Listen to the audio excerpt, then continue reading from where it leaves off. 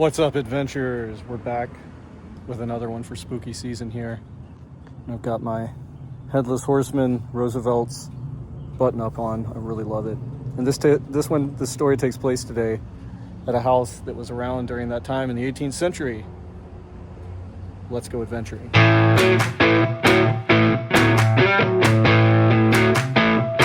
So the house behind me is the Ezekiel Harris house, and Ezekiel Harris was a landowner during the 18th century, right in the midst of the American Revolution. So the house was built in 1797, and like many men of the time period, landowners held plantations. And I'm not sure if they really technically call this a plantation, but it's definitely got the hallmarks of one. Lots of land, a slave quarters. I think it's either that or this building here that was the slave quarters. Don't quote me on that, but I believe it was one of these two. This might just be a utility house. So as usual, like every good story of history, we meet a historical placard. Now I'm not going to read everything, I'm just going to read the bits that are pertinent to my story. There was a battle here in the Revolution that raged for about 4 days, okay? And the Patriots were unsuccessful, and Colonel Elijah Clark basically had to leave some of his wounded behind. Some of these wounded had broken their paroles and were unfortunately executed by Colonel Thomas Brown. The White House tract was divided into lots and became the town of Harrisburg, which was eventually absorbed by Augusta. On the northern end, where the White House is, the Augusta Canal was built, and the canal provided powder for 3 textile mills, the Confederate Powder Works, one of my other videos. And one of the most lasting of monuments built is the tract of the Harris, Pierce, and Walker House, which was restored in the 1950s.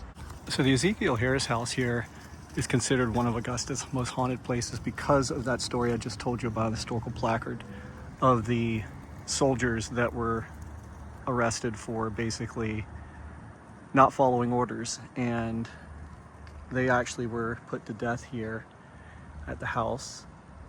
The story states that they were hung on this porch of this house. The story of the hanging ghost has gone into folklore at this point, and many historians have challenged the belief. One even went as far as to say 13 soldiers had been hung here, one from each colony, but historians disagree.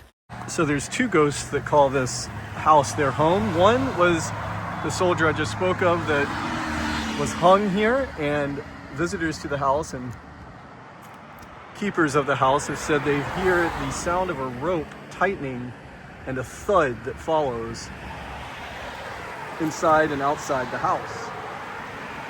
Some have even seen the apparition of the ghost, while others claim while they're inside the house they feel a tightness around their necks. I've been doing some digging on the history of the haunting, and many local historians feel that the actual Harris house was not where the soldiers were hung, but the old White House that stood somewhere near this property. In fact, they say, yes, dozens of Revolutionary War soldiers may have been put to death, but not at this house. This house would have been built after. But that doesn't stop locals from wanting to tell the stories of haunts due to the fact that soldiers did die near the property. So I like to be on the side of believers and say that this place might be haunted, or at least the grounds instead of the house itself. Because what's fun in the story of a tobacco farmer having a bunch of land and it not being haunted? So I'd say, yes, the White House property was somewhere near here where the battle took place.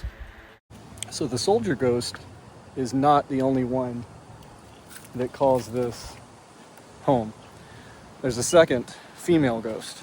Now, the woman has been seen wandering the outside and inside of the house. Who she is remains a mystery, but she's been said to be seen at night, during the day, at random. So the Ezekiel Harris house still stands today, celebrating its 200th anniversary in 1997. Well over 200 years old. With it, holding echoes of war, 2 men being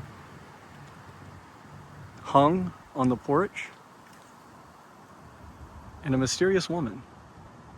The hardest part of this video for me was debunking fact from fiction, because a lot of historians in the 70s would say and do things that would bring tourism, not so much for historical accuracy, but to sell tickets to come see the house and the previous spot of a Revolutionary War battle.